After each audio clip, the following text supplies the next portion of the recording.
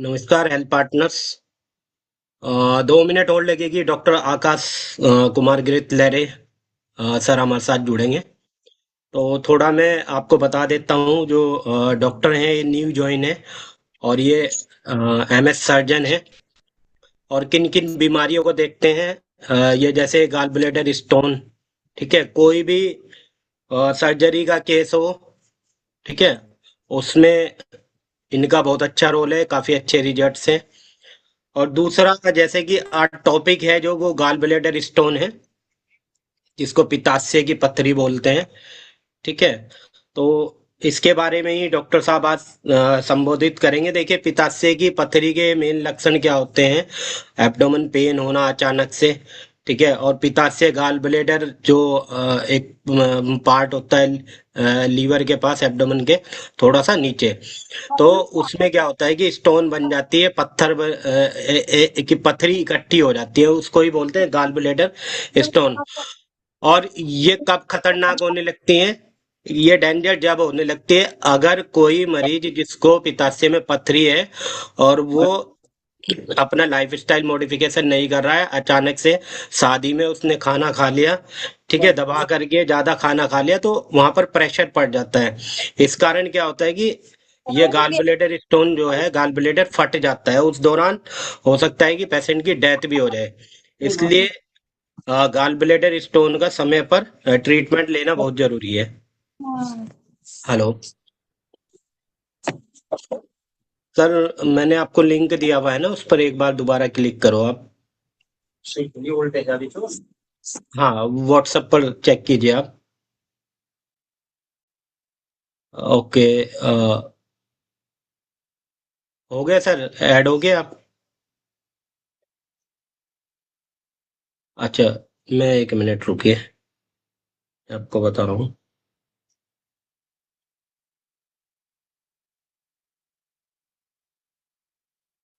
Sir, zoom meeting का option आ रहा है ना, इस पर क्लिक कर लीजिए आप।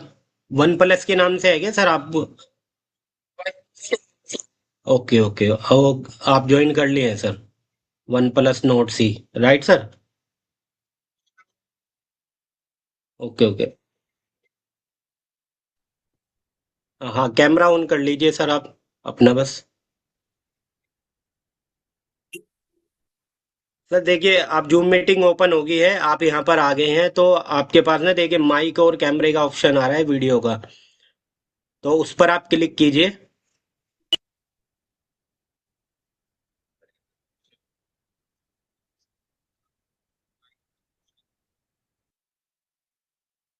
माइक का ऑप्शन नहीं दिख रहा है।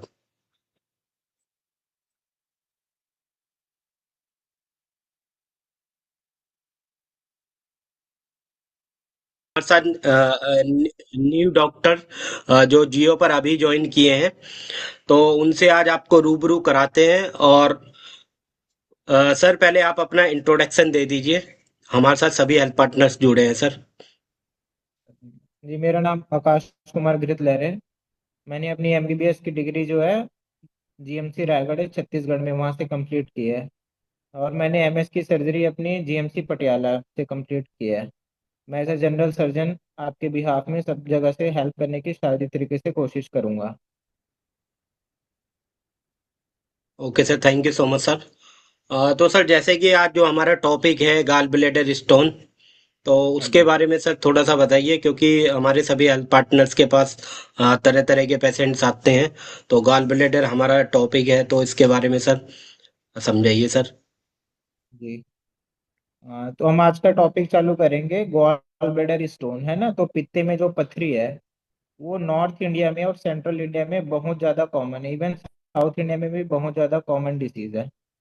इसमें क्या होता है, जो अपना गॉल ब्लैडर गॉल ब्लैडर क्या होता है, लीवर के पीछे छिपी हुई एक छोटी सी ऑर्गन होती है ना। तो गॉल ब्लैडर का काम क्या होता है, जो बाइल होता है, बाइल बाइल कौन प्रोड्यूस करते हैं, अपना लीवर। बाइल का काम क्या है मेन, जो अपन जैसे खाना खाते हैं तो उसमें जो फैट होता है, बेसिकली जो फैट का जो पाचन है वो बाइल कराती है। तो बाइल का सिक्रीशन होता है अपना लिवर से, लिवर जो है बाइल बनाती है। फिर वो सिक्रीट होके through right hepatic duct, left hepatic duct कहाँ पर जाती है, कॉमन हिपेटिक डक्ट के थ्रू, कॉमन हिपेटिक डक्ट के थ्रू जाती है बाइल पे, मतलब अपना गॉल ब्लैडर पे। तो जो गॉल ब्लैडर पे जाती है और वहां पर बनती है बाइल। तो जब भी आप कोई भी खाना खाते हैं, कोई भी फैटी चीज खाते हैं, तो क्या होता है, उसको पचाने के लिए अपनी बॉडी सेंसेशन देती है अंदर से कि अब हमारे शरीर में खाना आ चुका है। जैसे वो डुोडेनम तक पहुंचती है, स्टमक के बाद डुोडेनम आती है इंटेस्टीन में, जैसे वो डुोडेनम तक पहुंचती है तो बॉडी को सिग्नल मिलती है कि अब इसे पचाने का काम चालू करना है। तो जैसे अपन चालू करने के लिए गॉल ब्लैडर कॉन्ट्रैक्ट होती है, वो जब पिचकती है तो फिर वहां से जूस रिलीज होते हैं, फिर वो पाचन की प्रक्रिया आगे चालू होती है। तो अपन इसके बारे में पढ़ेंगे कि गॉल ब्लैडर में स्टोन हो जाते हैं, बहुत कॉमन जो डिसीज है नॉर्थ इंडिया में, और सारी जगह ओवरऑल सारे इंडिया में कॉमन है ये। तो आज हम उसके बारे में थोड़ा बहुत पढ़ेंगे। तो अपने को जानना जरूरी है कि अपन जैसे गॉल ब्लैडर का जो नॉर्मल स्ट्रक्चर है वो पियर शेप होता है, फ्रूट आता है पियर, तो फ्रूट की शेप का होता है नॉर्मली। तो लेकिन कई कई कंडीशन होती है जिसमें उसका नॉर्मल जो है शेप जो है बिगड़ जाता है। जैसे कभी कभी लिखा होता है अपनी अल्ट्रासाउंड की रिपोर्ट में कि गॉल ब्लैडर डिस्टेंडेड है। कई बार ही लिखा होता है कि गॉल ब्लैडर का साइज बढ़ गया है। तो अगर साइज बढ़ गया है तो आपको पता चल जाएगा, आप पेट में हाथ लगा के छुएंगे अपना राइट साइड में एब्डोमेन के, तो आपको थोड़ा मास जैसा फील होता है, तो उसमें साइज बढ़ गया है। डिस्टेंडेड के केस में बहुत कम चांस होती है कि आपको ऐसा पाल्पेट हो, बट कभी कभी हो जाते हैं। तो ये जो डिस्टेंशन है गॉल ब्लैडर में, ये क्यों हो रहा है, ये सब अब हम सारी चीजें पढ़ेंगे। तो आज हमारा टॉपिक है गॉल स्टोन। तो स्टोन जो होते हैं गॉल ब्लैडर में, वो बेसिकली तीन टाइप के स्टोन होते हैं। तो स्टोन, एक तो कोलेस्ट्रॉल स्टोन होता है जो कि मोस्ट कॉमन है। वो किससे बना होता है, कोलेस्ट्रॉल से बना होता है। दूसरा होता है अपना पिगमेंट स्टोन होता है। पिगमेंट स्टोन मतलब जिसमें कोलेस्ट्रॉल की मात्रा तो होगी लेकिन वो 40% से कम होगी उस स्टोन में। कोलेस्ट्रॉल स्टोन में 90% से ज्यादा मात्रा होती है कोलेस्ट्रॉल की, इसलिए उसका नाम रखा गया है कोलेस्ट्रॉल स्टोन। एक होती है पिगमेंट स्टोन जिसमें पिगमेंट होते हैं। पिगमेंट का मतलब अगर कोई इन्फेक्शन हो गया या फिर अपना कोई हिमोलाइटिक डिसऑर्डर है, हिमोलाइटिक डिसऑर्डर जैसे कि जिसको सिकल सेल एनीमिया है, स्पेरोसाइटोसिस है, तो ऐसे केस में क्या होता है कि जो हीमोग्लोबिन है वो पहले ही इकट्ठा होके, जिससे बाइल बनता है वो हीमोग्लोबिन से ही बनता है अल्टीमेटली, तो वो इकट्ठा होके स्टोन का फॉर्म कर लेती है। लेकिन इन दोनों केस में पिगमेंट स्टोन में जो कोलेस्ट्रॉल की मात्रा है वो 40% से कम होती है, इसलिए इसका नाम पिगमेंट स्टोन रखा गया है। तो अपना पिगमेंट स्टोन दो टाइप का होता है, एक ब्राउन होता है और एक ब्लैक होता है। तो जो ब्राउन स्टोन है वो आपका इन्फेक्शन के केस में देखा गया कि बाइल में कोई भी इन्फेक्शन हो गई तो अपने को पिगमेंट स्टोन देखा जाएगा। अगर मान के चलो ब्लैक स्टोन होता है, पिगमेंट स्टोन दो टाइप के होते हैं, ब्राउन और एक ब्लैक। तो जो ब्लैक स्टोन है वो मेनली हिमोलाइटिक डिसऑर्डर है, जैसे कि सिकल सेल एनीमिया है, आपका हेरिडेटरी स्पेरोसाइटोसिस है, G6PD डेफिशिएंसी है। इसमें अगर स्टोन बन रहा है तो पिगमेंट स्टोन होगा जो कि ब्लैक कलर का होगा। एक जो ओवरऑल मोस्ट कॉमन होता है मिक्स्ड स्टोन। मिक्स्ड स्टोन में दोनों टाइप के स्टोन कॉमन होते हैं, इसलिए उसका नाम ही रखा गया मिक्स्ड स्टोन। तो अपन अभी पढ़ेंगे कि ये स्टोन बनना क्यों कॉमन है, ऐसा अपना गॉल ब्लैडर में स्टोन क्यों बन जाता है, हर एक को तो बनता नहीं है। तो इसके दो तीन रीजन है। एक तो पेशेंट फैक्टर में अपन देखेंगे तो कोई मोटा आदमी है, जैसे समझते हैं जो ओबेस पेशेंट है, तो ओबेस पेशेंट में कोलेस्ट्रॉल बहुत ज्यादा होता है उसके बॉडी में, इवन उसके बाइल में भी कोलेस्ट्रॉल ज्यादा होता है। तो वो धीरे धीरे धीरे जमते जमते जमते स्टोन फॉर्म कर लेता है अगर कोलेस्ट्रॉल की ज्यादा है। तो एक हो गया ये, इसको बोलते हैं लिथोजेनिक बाइल। जो बाइल आ रहा है अपना लीवर से वही लिथोजेनिक है। लिथोजेनिक मतलब होता है स्टोन फॉर्मिंग बाइल है वो। दूसरा रीजन होता है अपना कि अपन बहुत ज्यादा स्टेसिस हो गया, मतलब गॉल ब्लैडर पिचक नहीं रहा है, अपन बहुत देर तक फास्टिंग रख लिए है। कई लोग जैसे रमजान में बहुत ज्यादा देर तक फास्टिंग रखते हैं, या फिर कोई बेड रिडन पेशेंट है बहुत देर से आईसीयू में एडमिट है, वो कुछ खा ही नहीं रहा है, मुंह से उसको आईवी फ्लूइड ही जा रहा है, टीपीएन बोलते हैं, टोटल पारेंटरल न्यूट्रिशन हो गया। ऐसे ऐसे केस में जहाँ पर गॉल ब्लैडर कॉन्ट्रैक्ट नहीं होगा तो वहां पर बाइल क्या होती है, स्टेसिस होते जाती है, बाइल अपने आप रुक रुक के सेचुरेट हो के वो स्टोन फॉर्म कर लेती है। तीसरा रीजन हो सकता है कोई इन्फेक्शन हो गई अपने गॉल ब्लैडर में। गॉल ब्लैडर में मोस्टली जो इन्फेक्शन है वो जो एस्केराइड हो गया, अपना लुम्ब्रिकॉइड्स हो गया, क्लोनोर्किस हो गया, या फिर कोई भी ऐसी ब्लड की इन्फेक्शन है, ये सारे चीज कंट्रीब्यूट करके स्टोन बना सकती है। तो देखा जाएगा तो अपन मेन जैसे अपन को पढ़ना है, जैसे अपन हम क्लिनिकल फीचर में आते हैं कि अपन के पास जो पेशेंट आता है वो तरह तरह के पेशेंट होते हैं जो पेन एब्डोमेन के साथ आएंगे आपके पास में। तो अपने को पता कैसे करना है कि ये गॉल ब्लैडर का ही स्टोन का पेन है या फिर किसी और ऑर्गन का, ये सबसे जानना जरूरी है आप सबको लिए।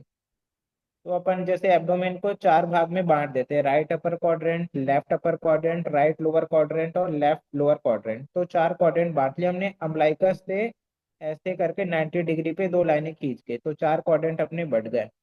तो जो गॉल ब्लैडर का पेन होगा वो सबसे पहले जो आएगा राइट अपर क्वाड्रेंट में आएगा, ठीक है। तो राइट अपर क्वाड्रेंट में पेन होगा पेशेंट को। तो पेशेंट को जैसे पेन होगा तो साथ में उसको नोजिया भी होगा और वॉमिटिंग के भी सिम्टम आएंगे। नोजिया होगा मतलब उल्टी जैसा लगेगा, और कई बारी उल्टी भी होगी। और कई बारी पेशेंट को फीवर भी आ सकता है, इन्फेक्शन इतना ज़्यादा हो जाता है कि बुखार भी आने लग जाता है। और इसका एक क्लिनिकल जो क्लासिक सिम्टम है कि भाई ये गॉल ब्लैडर का पेन है, आपको कैसे पता चला? क्योंकि वह राइट अपर क्वाड्रेंट में एक तो लीवर भी अपने पास, थोड़ा सा पार्ट स्टमक का भी है थोड़ा, और गॉल ब्लैडर तो है ही। तो तीन अपने पास मेन मेन ऑर्गन होते हैं। तो तीनों का पेन हो सकता है। कि अब पता कैसे करेंगे कि कौन सा किसका पेन है?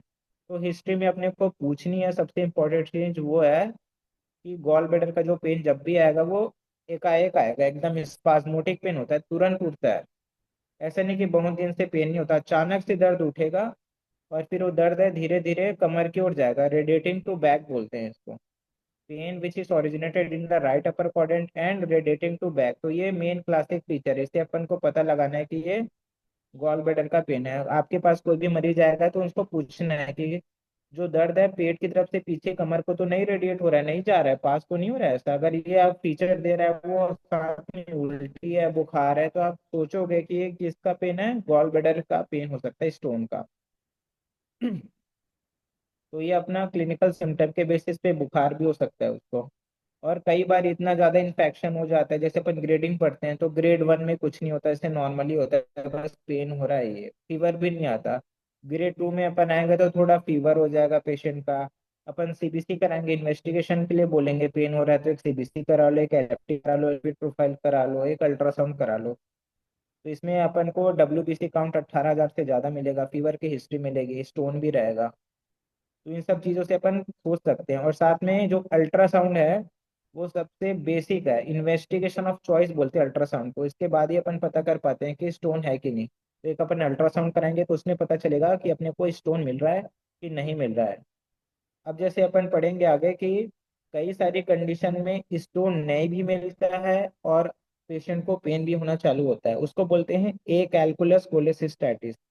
ए कैलकुलस का मतलब कि अभी कोई स्टोन भी नहीं है लेकिन फिर भी पेशेंट को क्या हो रहा है? पेन हो रहा है। तो ऐसी कंडीशन भी होती है बहुत सारी, जैसे इसमें प्रोलॉन्ग्ड आपका बेड रिडन कंडीशन है, जिसमें गॉल ब्लैडर बना नहीं है लेकिन gall bladder prolong patient ICU में जो टीपीएन में है, प्रोलॉन्ग फास्टिंग में है कोई पेशेंट, ऐसे में भी स्टोन तो बना नहीं है लेकिन गॉल ब्लैडर में इन्फेक्शन हो जाती है, गॉल ब्लैडर सिकुड़ता नहीं तो कॉन्ट्रैक्ट नहीं होता है, तो इस केस में भी ए कैलकुलस कोलेसिस्टैटिस बोलते हैं। वो अपने पास पेशेंट आता है मेनली एक कैलकुलस कोलेसिस्टैटिस, इसको बेसिक टर्म देते हैं अपन कोलेसिस्टैटिस, मतलब पित्ते में इन्फेक्शन हो गई है। तो पित्ते में इन्फेक्शन हो गई है तो उसके लिए अपन फिर इसका ट्रीटमेंट जैसा अपन को चालू करना होता है। एक सेकंड पहले अपन अल्ट्रासाउंड में आ जाते हैं। तो अल्ट्रासाउंड की फाइंडिंग आपके पास आती है, जैसे आप लोग पेशेंट देखेंगे तो पहले आप खुद से अल्ट्रासाउंड की भी रिपोर्ट लेके आएगा कई बार पेशेंट। तो अपने को दो तीन चीजें देखनी है कि एक्यूट है कि क्रोनिक है कि सब एक्यूट है। तो एक्यूट में तो जो वॉल थिकनेस लिखती है उसमें कि gall bladder is either distended लिखा होगा, अगर एक्यूट केस है तो गॉल ब्लैडर डिस्टेंडेड लिखेगा। क्यों? क्योंकि जो गॉल स्टोन है उसके नेक पे फंसा होता है, गॉल ब्लैडर की नेक पे। तो गॉल ब्लैडर की नेक पे अगर स्टोन फंसा है तो बाइल जो है निकल नहीं पाता गॉल ब्लैडर से, तो वो डिस्टेंडेड होते चले जाता है, वो निकल नहीं पाता, बाइल वहाँ इकट्ठा होते रहता है और वो बढ़ते जाता है, डिस्टेंडेड हो जाते होते जाता है। और साथ में इसमें सबसे इंपॉर्टेंट फीचर है कि उसके वॉल थिकनेस को अपने को देखनी है अल्ट्रासाउंड में कि 4 mm से ज्यादा तो नहीं है वॉल थिकनेस। अगर 4 mm से ज्यादा है वॉल थिकनेस गॉल ब्लैडर की तो अपने को सोचना है कि भाई इसको तो सच में गॉल ब्लैडर इन्फेक्शन है, अब इसको आईवी लाइन ऑफ ट्रीटमेंट की जरूरत है, ओरल से काम नहीं चलेगा। फिर उसको प्रॉपर अपने को एडमिट कराना होता है, पेशेंट को एनपीओ रखना होता है 4 से 5 दिन, फिर आईवी फ्लूइड पे शिफ्ट करेंगे क्योंकि पेशेंट एनपीओ है, फिर आईवी एंटीबायोटिक लगेंगे उसको। आईवी एंटीबायोटिक में अपन ग्राम पॉजिटिव ग्राम नेगेटिव और एनारॉब्स तीनों के लिए चलाना होता है। एनारॉब्स के लिए आपका मेट्रोजिल है, ग्राम नेगेटिव के लिए आपका अमिकासिन है और ग्राम पॉजिटिव सैफ है अपन जो नॉर्मल यूज करते हैं। तो ये ट्रीटमेंट चला के फिर धीरे धीरे 5 से 7 दिन में अपने पास पेशेंट ठीक होता है, फिर अपन उसको ओरली अलाउ करते हैं, फिर उसको नॉर्मली अपन बोलते हैं कि आपको ऑपरेशन की जरूरत है। तो अपन कब ऑपरेशन कराएंगे? और जैसे क्रोनिक केस में आएगा तो आपको अल्ट्रासाउंड की फाइंडिंग में पता चलेगा कि उसमें एक वर्ड लिखा होता है वॉल इको साइन पॉजिटिव करके। अगर वॉल इको साइन पॉजिटिव है, इसका मतलब है कि क्रोनिक है। क्रोनिक का मतलब आता है कि अभी एक, जैसे एक हफ्ता पहले आया, फिर अगले महीने एक हफ्ते बाद आ गया, फिर 2-3 महीने बाद आ गया, तो बार बार आपको गॉल ब्लैडर की इन्फेक्शन हो रही है, ऐसा एक्यूट पेन उठ रहा है, तो उसको क्रोनिक बोलते हैं। तो क्रोनिक के केस में भी आप कभी भी उसका ऑपरेशन करवा सकते हो, बट उस समय पित्ता सूजा होना नहीं चाहिए। एक बार आपने एंटीबायोटिक दे दी, फिर आप चेक करोगे कि फिर से पेन तो नहीं, आप उसका पर एब्डोमेन एग्जामिनेशन करेंगे, पेट में कहीं दर्द तो नहीं, अगर दर्द नहीं है तो इसका मतलब ठीक है कि आप हम इसको ऑपरेशन के लिए प्लान कर सकते हैं। दूसरी बात है कि पेशेंट पहली बारी, जैसे पेशेंट को अभी तक कोई हिस्ट्री नहीं है, मेरे को कभी पेन नहीं हुआ है, और पेशेंट आज ही आया आपके पास पेन लेके कि सर मेरे को कल से रात से दर्द उठ रहा है, फिर कल से मेरे को दर्द उठ रहा है, तो फिर अपन देखते हैं 72 आवर्स। अगर 72 घंटे के अंदर पेशेंट आ रहा है तो अपन उसको आईवी एंटीबायोटिक वगैरह दे के उसी 72 घंटे के दौरान भी अपन ऑपरेशन कर सकते हैं इसका। अगर 72 घंटे के बाद आ रहा है, 3 दिन के बाद आ रहा है, तो उसको कुछ नहीं करना है, आपने पहले आईवी एंटीबायोटिक सारा कुछ देना है, हफ्ते 15 दिन जितने में वो सेटल होगा, उसके बाद ओरल एंटीबायोटिक पे शिफ्ट करेंगे 6 हफ्ते तक। 6 हफ्ते के बाद ही उसका ऑपरेशन प्लान कर सकते हैं। तो इसको बोलते हैं इंटरवल कोलेसिस्टेक्टमी, बोलते हैं इस चीज को, कि अपने 6 हफ्ते पहले उसको ठीक किया उसके एक्यूट कंडीशन को, फिर अपन ऑपरेशन के उसको प्लान करेंगे। ये है चीजें अपने को जानने वाली अभी। फिर एक अपने पास होता है कि पेशेंट कैसे कैसे प्रेजेंट करें। एक तो मैंने बोल दिया कि पेन के साथ प्रेजेंट करेंगे। कई बार पेशेंट होते हैं जो कि पेन एब्डोमेन बोला है कि सर मेरे पेट में दर्द हो रहा है।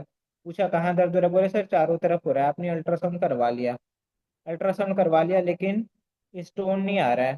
ठीक है, पेशेंट को कोई भी स्टोन नहीं है, लेकिन फिर भी अपने को, अब जब अल्ट्रासाउंड कराया तब पता चलता है कि अरे इसको तो कोई दिक्कत आ रही है करके, तब अपने को पता चलता है कि पेशेंट को पेन हो रहा है, लेकिन वो एक्सीडेंटली हमने पता कर लिया अल्ट्रासाउंड करा के कि इसको तो जीबी स्टोन है। तो अपने को कब कब पेशेंट को बोलेंगे कि अपने को आप ऑपरेट करा लो कि नहीं करा लो।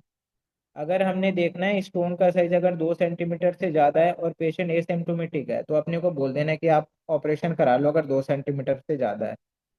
ठीक है, दूसरी बात है कि अगर छोटे छोटे मल्टीपल स्टोन है तो उसको अपन सजेस्ट कर सकते हैं कि आप ऑपरेशन करा लो, भले आपको कोई भी सिम्टम नहीं है, फिर भी आप करा सकते हो।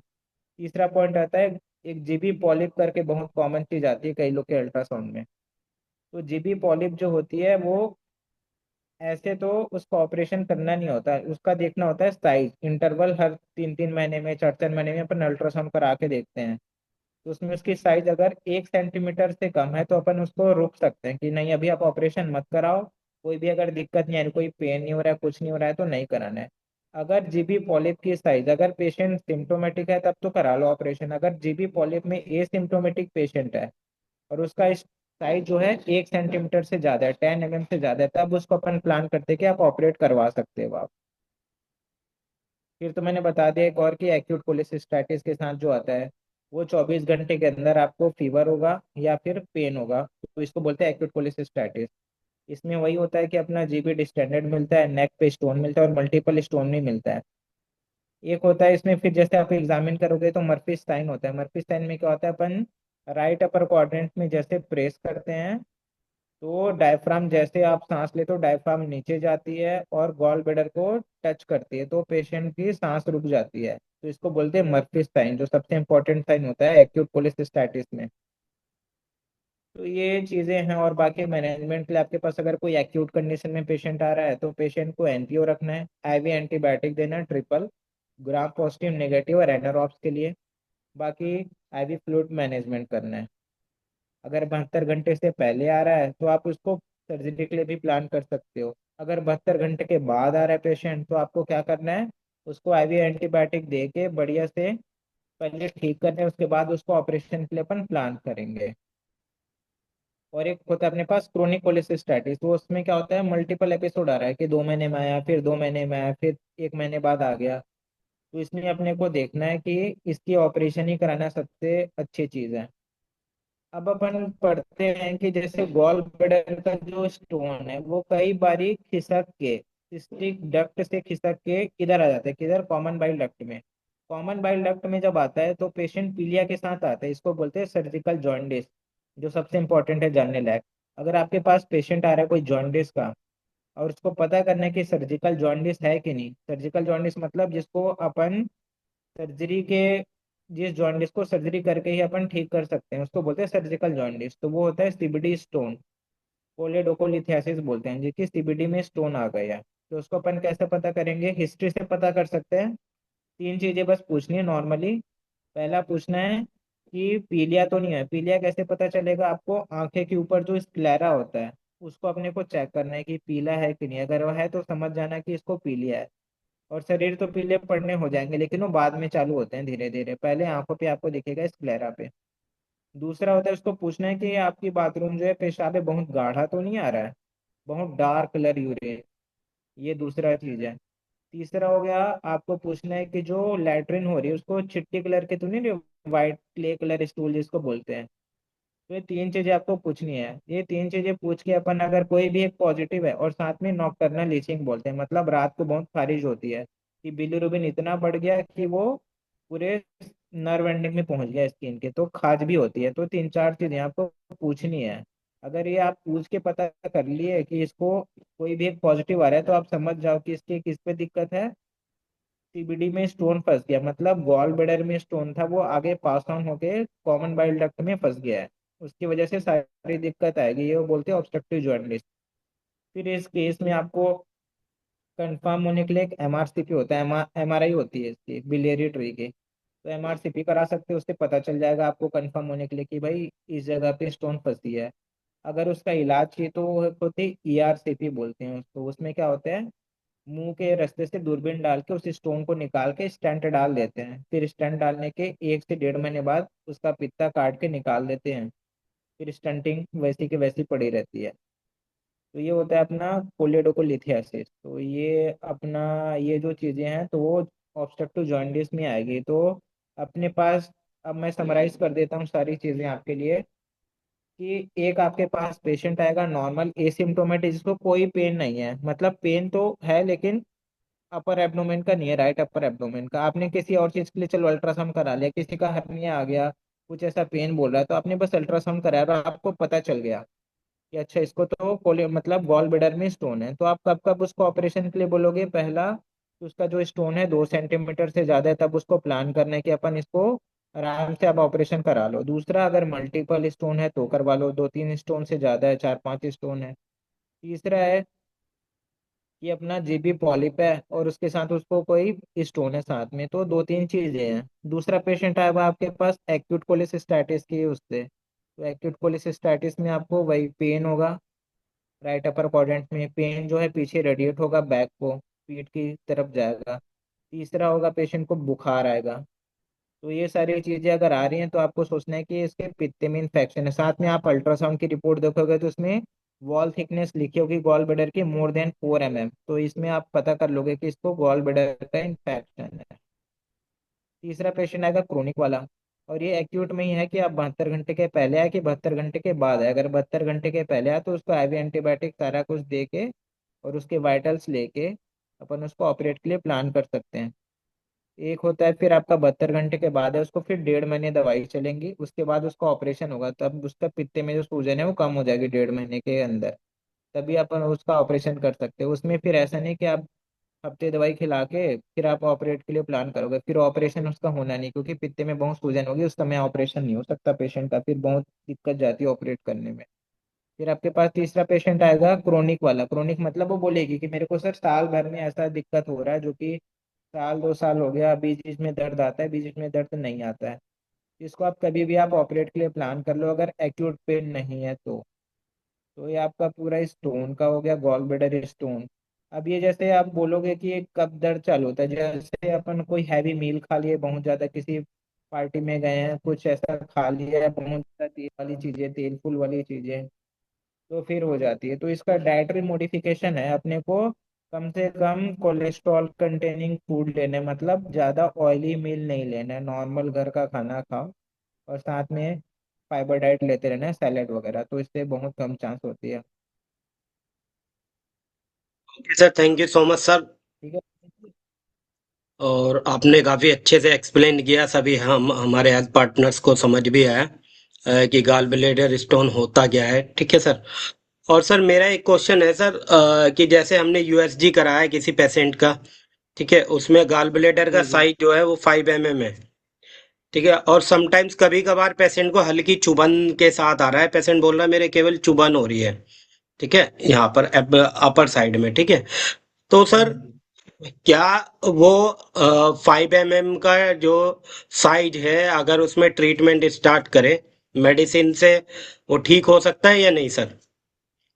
अगर साइज 3 to 5 mm है सर, स्टोन की बात स्टोन कर का। रहे हैं, स्टोन की साइज 5 mm है ना? Yes sir. हाँ तो पहले तो जैसे 5 mm की स्टोन है, आप जैसे बता रहे हैं, ठीक है, तो अपने को देखना पड़ेगा सिंगल स्टोन है मल्टीपल स्टोन है, ठीक है। अगर मान ओके के चलो सिंगल स्टोन है 5 mm की, तो वैसे तो जैसे कई लोग बताते हैं कि हम गोलियां खाते हैं, जैसे नॉर्मली जो पेशेंट बोलता है कि हम गोलियां खा रहे हैं, हमें कोई गोलियां दे दो जो इसको घुला दे, तो आज तक तो ऐसी कोई मेडिसिन बनी नहीं जो इसको घुला दे। तो बेसिकली ओके अपने को इसको अल्टीमेटली ट्रीटमेंट ही करनी पड़ती होगी, सर्जिकल ऑपरेशन ही लगता है गॉल स्टोन का। लेकिन उस टाइम में जैसे आपके पास पेन आ रहा है ना, पेशेंट पेन के साथ हो रहा है, तो आप कायदे से उसको एक IV एंटीबायोटिक लगवा दो, NQ रख दो कुछ दिन के लिए, 2 से 3 दिन, है ना। एनाल्जेसिक देनी जरूरी है, एनाल्जेसिक में एंटी स्पाज्मोटिक देनी जरूरी है। ठीक है, एंटी स्पाज्मोटिक आपका बस्कोपेन हो गया, साइक्लोपाम हो गया, है ना। तो ओके। अपन हफ्ते भर और इसको सर, जैसे ट्रीट करके कैसा कर सकते हैं। हाँ जी। जी जी सर, आपने दो प्रकार की स्टोन बताई है, तीन प्रकार की, एक मिक्स और एक कोलेस्ट्रॉल और एक पिगमेंट वाली। ठीक है सर। जी जी तो सर इसमें जब अल्ट्रासाउंड में तो ये लिख करके नहीं आता कि ये पिगमेंट वाली है या फिर ये बिल्कुल बिल्कुल। कोलेस्ट्रॉल। और हाँ जी। यहाँ पर सर एक ही कोलेस्ट्रॉल वाली जो स्टोन है, वो पानी कि मतलब मेडिसिन से डिसोल्व हो सकती है, या सर पिगमेंटेशन वाली स्टोन ज्यादा खतरनाक होते हैं? क्योंकि अल्ट्रासाउंड में लिख करके नहीं आता सर। तो उसको बिल्कुल। कि क्या सर्जरी कराना ही जरूरी है, 5 mm की स्टोन है तो?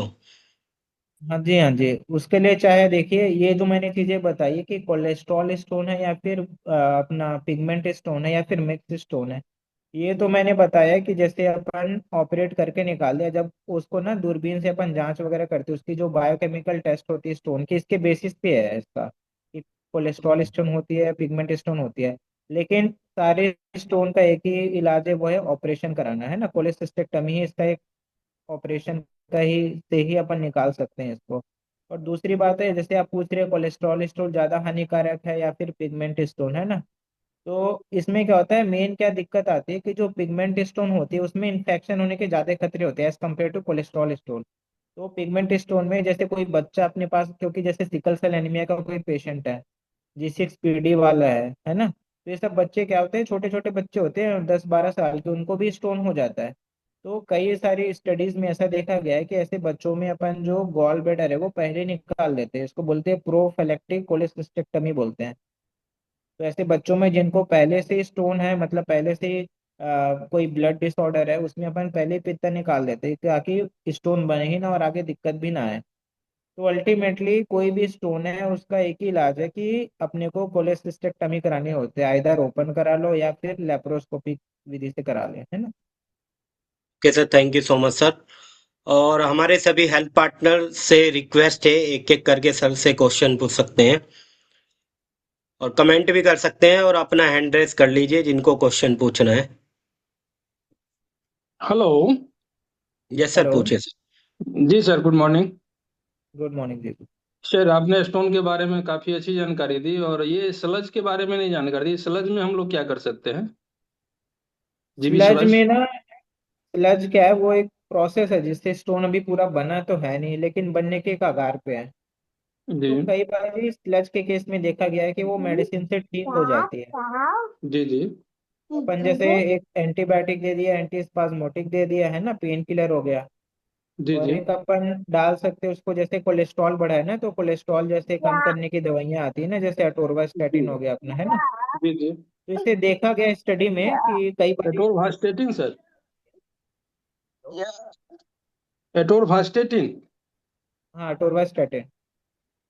ओ अच्छा अच्छा, कोलेस्ट्रॉल कंटिन्यू वाली है को। उस केस में, जैसे हर एक केस में तो लिपिड प्रोफाइल करा ही लेना चाहिए अपने को।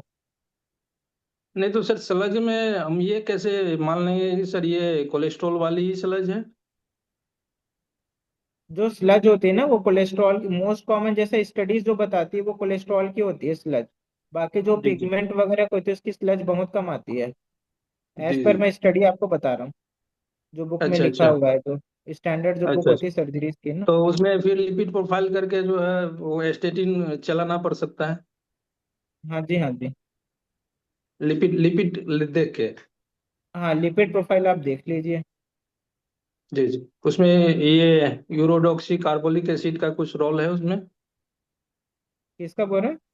ये यूडी लिव 300, यूडी एक लिव सेकेंड। 300, हाँ यूडी हाँ, वो लिव। भी आप दे सकते हैं। जी जी।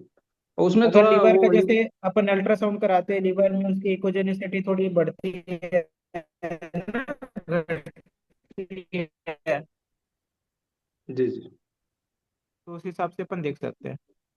एक सेकेंड। कुल मिला के बाद में चल के सर वो स्लज जो है स्टोन में तब्दील हो सकता है? एग्जैक्टली वही होता है सर, जी कि जो स्लज होता है वो धीरे धीरे धीरे धीरे जमा होकर ना स्टोन का फॉर्म ही करता है। जी।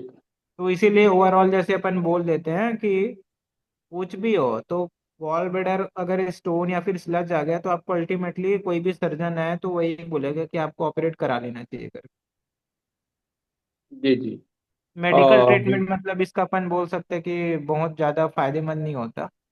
हम्म, ये सर ये कब तक रुक सकते हैं, मतलब ये अभी या मान लीजिए मतलब सिंगल या 2 mm 3 mm इस तरह का आ रहा है तो कब तक रुक सकते हैं, मतलब मतलब देखिए, उतना अगर इमरजेंसी नहीं है कि पेशेंट, हाँ मैं कोलेस्ट्रोटोमी समझ कराना ही है? गया आपकी बात। जी मैं समझ गया आपकी बात। देखिए, अगर पेशेंट एसिम्टोमेटिक है, अगर कोई पेन नहीं हुआ पेशेंट को और आपने अल्ट्रासाउंड करा लिया, उसका पता चल गया है ना, अभी पेन नहीं जी है जी। पेशेंट को, जी और जी। आपने अल्ट्रासाउंड कराया, अल्ट्रासाउंड करा जी के पता चल गया, अगर 2 सेंटीमीटर से कम है तो आप वेट कर सकते हो जब तक एसिम्टोमेटिक है पेशेंट। जी। अगर स्टोन 2 सेंटीमीटर से ज्यादा या फिर मल्टीपल स्टोन है तो फिर आप उसको सजेस्ट कर दो कि आपको ऑपरेट ही करना पड़ेगा। जी।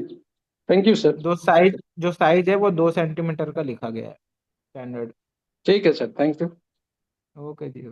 Sir thank you so much sir. Next question please.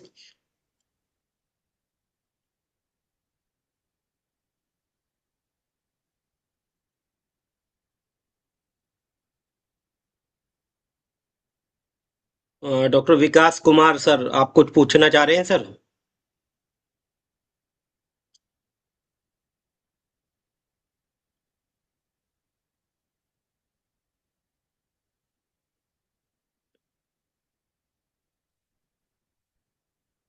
अपने आप को अनम्यूट करके क्वेश्चन पूछ सकते हैं आप ना।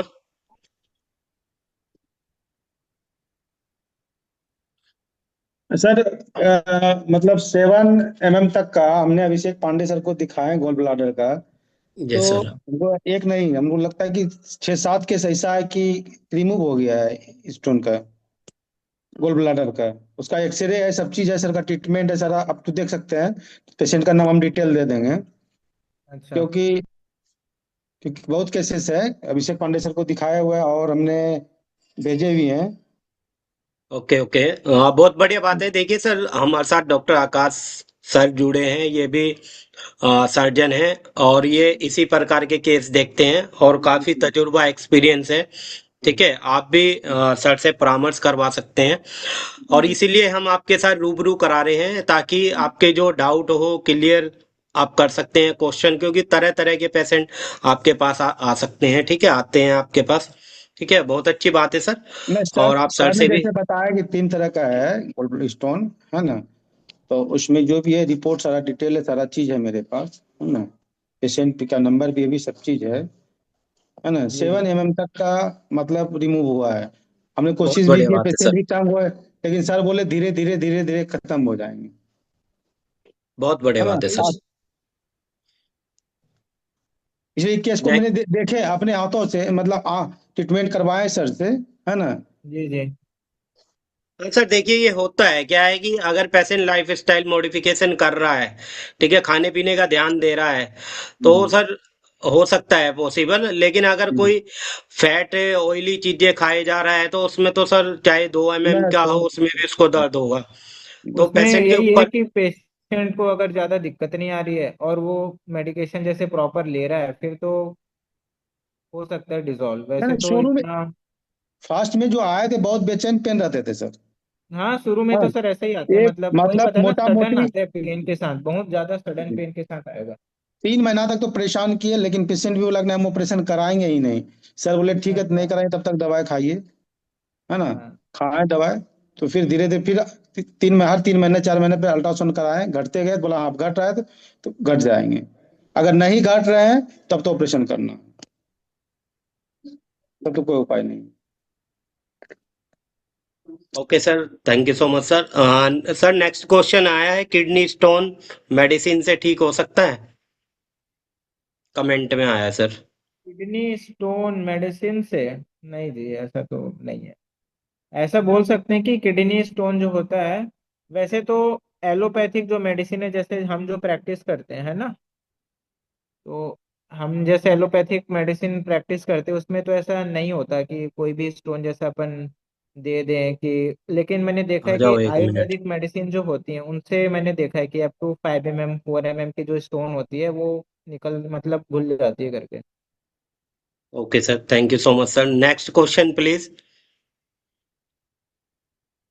देखिए आज आपके साथ सर्जन जुड़े हुए हैं डॉक्टर साहब, तो आपके जो भी क्वेश्चन है आप पूछ सकते हैं। और सर मेरा एक क्वेश्चन है कि सर्जरी से पहले टैबलेट डल्कोलक्स क्यों दिया जाता है सर? 2 टैबलेट देते हैं सर्जरी से पहले। ये क्या होता है जी, जैसे डल्कोलैक्स दोगे और एक एनजिड बोल रहे होगे, एनजिड। दो टैबलेट बताई ना आपने, एक तो डल्कोलैक्स बताई। Hello Nimit ji. Hello. Hello hello. Hello. Sir ये कॉन्स्टिपेशन को ठीक करता है सर, या फिर अगर पेशेंट के कॉन्स्टिपेशन भी ठीक नहीं हो रहा है डल्कोलेक्स से, तो सर्जरी नहीं कर सकते सर फिर इसमें?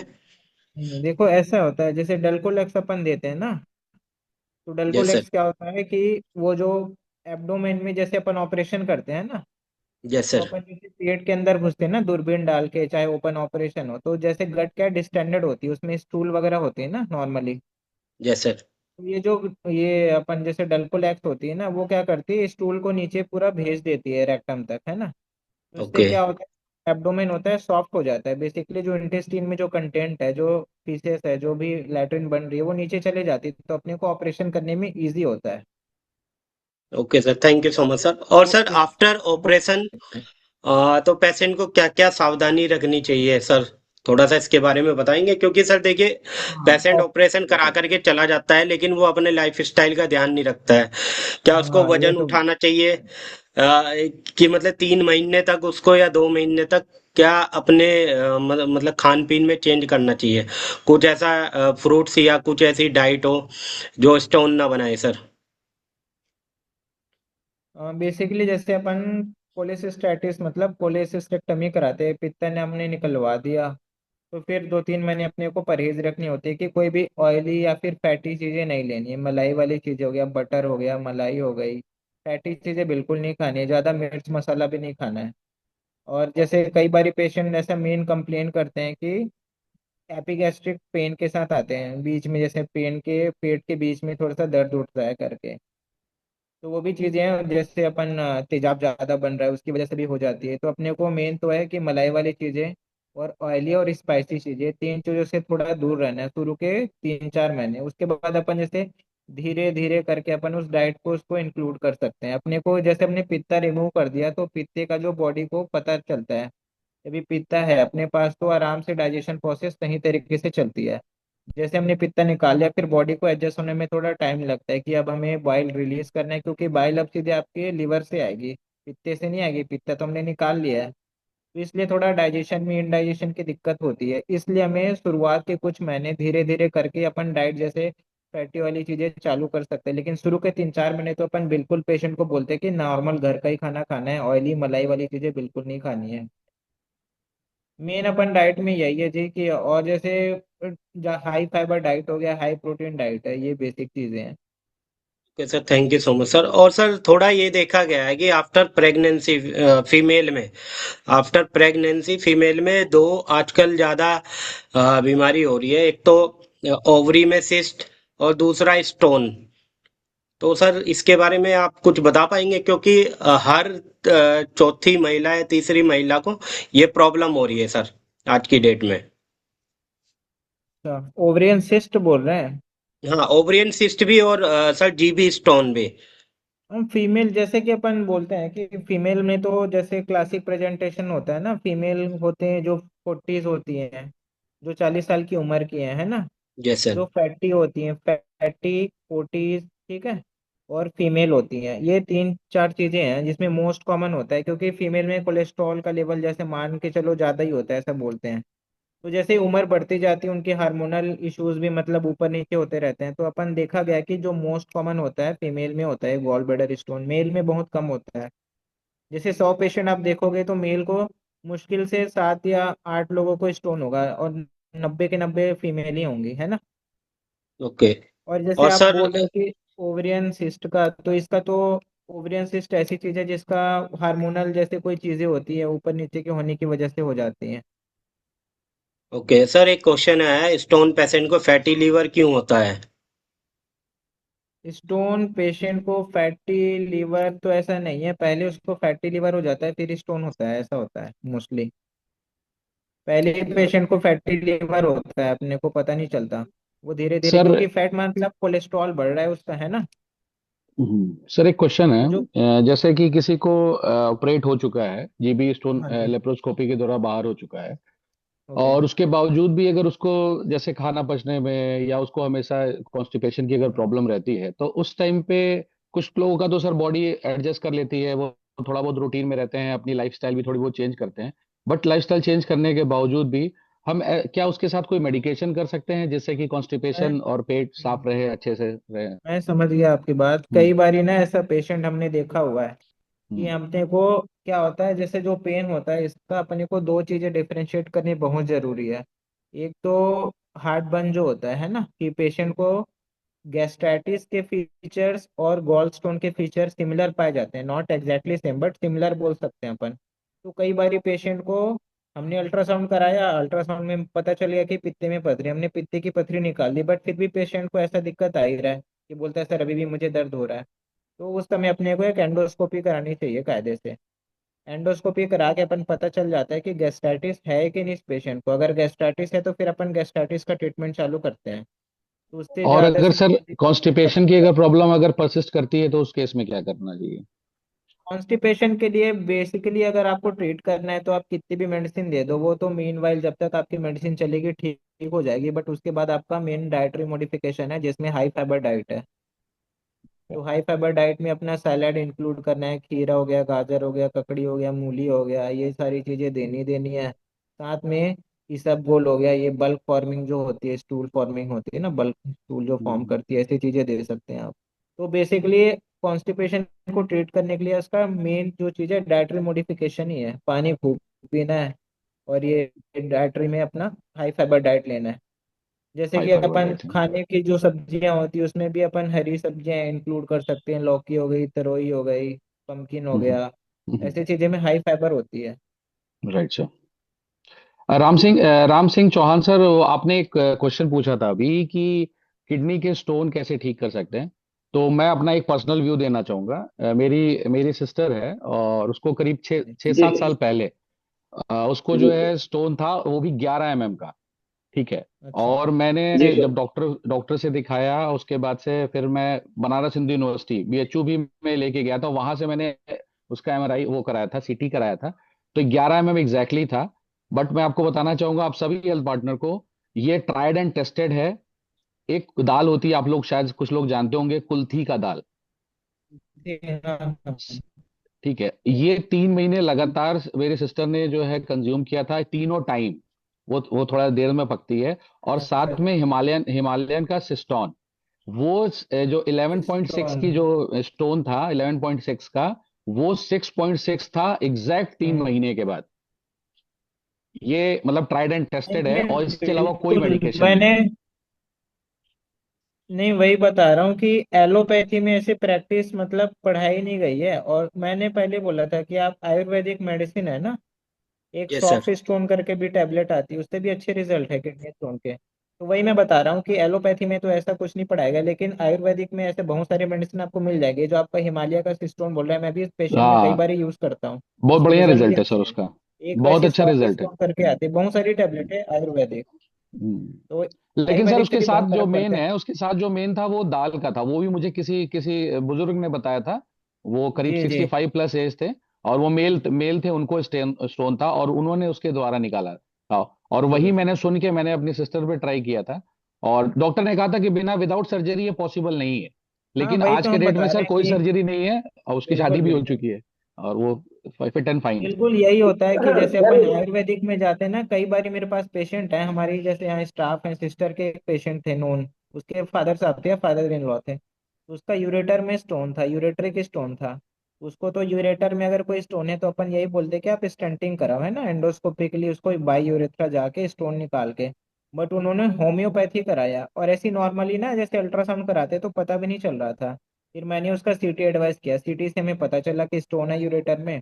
फिर उन्होंने होम्योपैथी मेडिसिन कराया, और पेशेंट को पता भी चला जब स्टोन निकला। तो कई बार ये चीजें ऐसा हो जाती है, साइज पे डिपेंड करता है ना। Okay sir, thank you so much sir. Any question please आप पूछ सकते हैं, क्योंकि अभी 2-3 मिनट है बाकी। जी गुड मॉर्निंग सर। जी हाँ सर, पूछिए सर। सर 2 mm तक हमने एक सिम्स बुक था उसमें पढ़े थे, तो उसमें एक दिया था, बोल रहे थे आर्थो डीऑक्सी क्लोराइड जो है यूडी लिव वो जी। चलाते हैं तो 2 mm तक गल जाता है अगर जीबी स्टोन रहता है।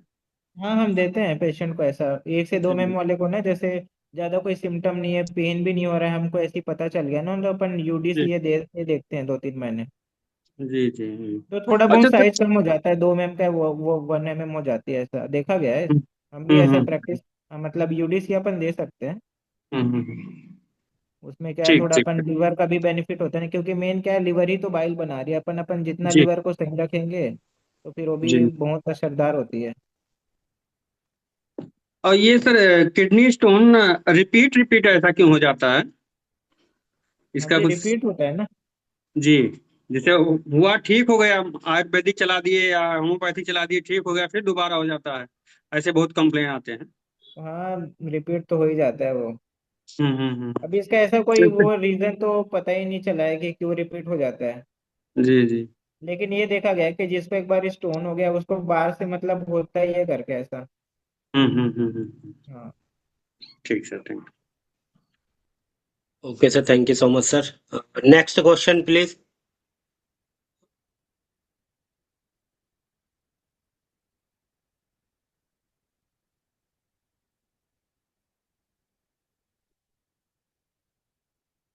सर, इंटरमिटेंट फास्टिंग का कोई रोल है सर? कि जैसे ओबीस पेशेंट है, उसने अपना ऑपरेशन भी करा लिया, ठीक है, हाँ हाँ। और वो अपना वजन कम करना चाह रही है, तो मतलब हो सकता है कि अगर उसका वजन कम हो जाए, तो एक फॉर्मूला जो मैंने सुना है सर, सर्जन एडवाइस करते हैं, नो फीस्ट नो फास्ट। मतलब खाना ज्यादा भी नहीं खाना है, ठीक है, और खाना कि कम भी नहीं खाना है। ये फॉर्मूला ज्यादातर सर्जन डॉक्टर्स बताते हैं। तो सर, क्या लाइफ स्टाइल आपने बताया कि लाइफ स्टाइल से कि पेशेंट ठीक हो सकता है, और दूसरा इंटरमिटेंट फास्टिंग होता है सर। इंटरमिटेंट फास्टिंग होता है कि मतलब रात को 8 बजे से वेट सुबह आप आठ वेट बजे लूज के तक लिए कुछ पूछ नहीं। रहे हैं? Yes sir. हाँ, तो आप वेट लूज के लिए पूछ रहे हैं, ओबेसिटी कम करने के लिए यस सर। इंटरमिटेंट तो फास्टिंग है ना। हाँ सर, इससे स्टोन जो है, स्टोन वाले पेशेंट जिसका ऑपरेशन हुआ है, तो दोबारा रिपीट तो नहीं होगा सर? जैसे किडनी स्टोन की बात चल रही थी अभी, तो हम्म। हो सकता है खाने पीने से भी, देखो सर ये सारी चीजें होती है, लेकिन इंटरमिटेंट फास्टिंग का बॉडी पर कितना परसेंट इफेक्ट पड़ता है, लाभ होता है उसका? देखिए जी, जैसे इंटरमिटेंट फास्टिंग है ना अपना, यस सर। तो इंटरमिटेंट अपन फास्टिंग करते से रात को, वैसे तो बोला गया है कि 14 घंटे से चालू करते हैं। 14 घंटे का मतलब है कि आप जैसे रात को 7 बजे या 6 बजे 8 बजे जब भी खा लो, उसके बाद आप देखो कि 14 घंटे मतलब रात को 8 बजे आपने खाना खा लिया, तो अपन नेक्स्ट डे जो भी मील लोगे, एक्सेप्ट पानी पी सकते हैं है ना, जो भी आप मील लोगे वो 10 बजे होगा, मतलब 14 घंटे का आपको गैप मिल गया है ना बॉडी को। तो यस इस सर। टाइम में बॉडी क्या होती है, अपनी जो सोर्स ऑफ एनर्जी वो ग्लूकोज तब है नहीं, आपने कुछ खाया नहीं है ना, तो ग्लूकोज है नहीं, तो ग्लूकोज के बदले फैट यूज करती है बॉडी का जो एनर्जी सोर्स ऑफ एनर्जी है ना। तो जो बॉडी है कोलेस्ट्रॉल यूज करती है, फैट यूज करती है, तो उससे क्या होता है थोड़ा लीवर जो डिटॉक्सिफाई जल्दी हो जाता है। और इससे वेट लूज में भी यही ध्यान आता है कि अपना क्या बोलते हैं कि जैसे आपका बॉडी में फैट ही जमा है, वेट लूज जब करते हैं तो फिर ये सारी चीजें जो मसल्स की जो फैट है जहाँ जहाँ स्टोर है ना, धीरे धीरे करके वो भी गलनी चालू हो जाती है फैट।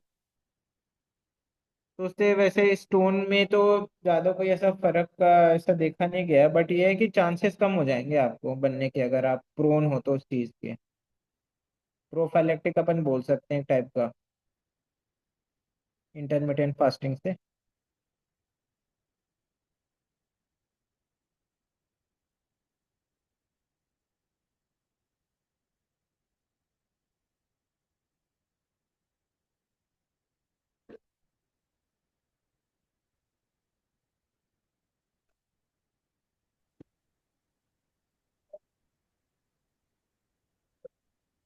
क्या वाली बात हो रही है यार, तुम्हारी बात कमाऊ डारी हमने कहा। तो तुम्हें तुम्हें हमने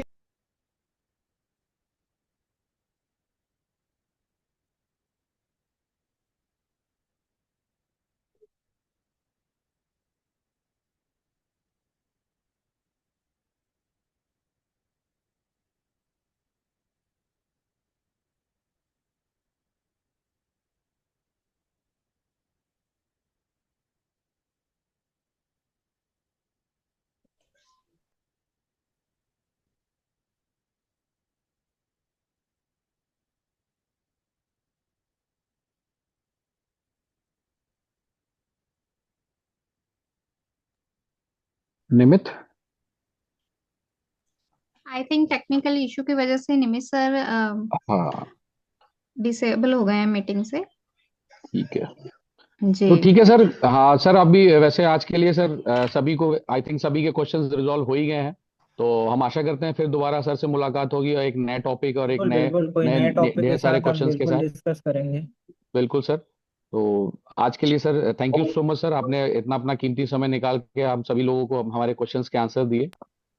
फिर दोबारा मिलते थैंक हैं यू सर। जी। Thank you so much sir. बिल्कुल बिल्कुल सर। थैंक बिल्कुल यू सर, ऑल सारे ऑल एचपी हेल्थ से पार्टनर्स। रिक्वेस्ट है कि अगर कोई भी आपको सर्जरी या सर्जन के रिगार्डिंग क्वेरी हो, ओपीडी हो, तो आप डॉक्टर से कंसल्ट कर सकते हैं। आपको बातचीत के दौरान तो पता लग ही गया है कि डॉक्टर कितने एक्सपीरियंस्ड हैं, तो आप जरूर इनको ओपीडी डालिएगा। बिल्कुल। ठीक है सर, थैंक यू सर आज के लिए। ओके हाँ। Madam, thank you. हाँ जी सर, राम सर बताइए। सर ये कुल्थी का दाल जो सर, उसको लेने लेना कैसा रहता है सर? मैं आपको पर्सनली बताता हूँ सर। उस पे बस नॉर्मल सा ऐसा नॉर्मल जैसे हम दाल खाते हैं वैसे ही दाल को जी यूज जी करना है। और उसकी जी सर। प्योर उसी की दाल बनाइए और वो 7-8 सीटी में बनती है। कुकर में आप बनाएंगे, टाइम लगता है उसको गलने में। जी जी। और उसको सर तीनों हाँ टाइम हाँ। नॉर्मली जैसे हम लोग दाल चावल खाते हैं, आप किसी की रोटी के साथ खाइए या चावल के साथ खाइए, आपकी इच्छा। तीनों टाइम उसको सर कंज्यूम जी करिए। 100% रिजल्ट है सर, ये मेरा पर्सनल वो है। मैंने तो ये मेरे सिस्टर हमारे का सही हमारे हुआ है। छत्तीसगढ़ में शायद इसको हिरवा बोलते हैं सर। अच्छा, मे भी सर वो छत्तीसगढ़ी में नाम इसको अलग अलग जगह पे होगा। हाँ हाँ, वही हिरवा बोलते हैं, मैं भी हाँ छत्तीसगढ़ से हाँ हूँ। अच्छा हाँ अच्छा अच्छा, सर, मैं जी भी जी छत्तीसगढ़ से हूँ। जी हाँ सर जी हाँ, कहाँ जी। से हिरवा हैं ही सर बोलते हैं आप? जी। हाँ सर जी। डॉक्टर साहब कहाँ से हैं सर आप? मैं तो जी कांकेर से हूँ, कांकेर जिला से। अच्छा अच्छा, मैं जांजगीर जिले से हूँ सर। अच्छा, आप जान, मैं वहीं से पढ़ा हूँ, रायगढ़ से पास आउट हूँ मैं, एमबीबीएस।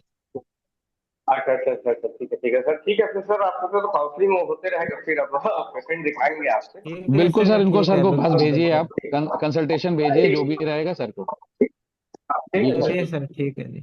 Okay sir. ठीक ठीक। Okay okay okay sir, okay thank जी। You so much sir.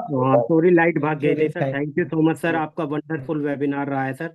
और मैं आशा करता हूँ नेक्स्ट टाइम भी नए टॉपिक के साथ आपके साथ जुड़ेंगे sir. Thank you so much sir. You. ठीक है।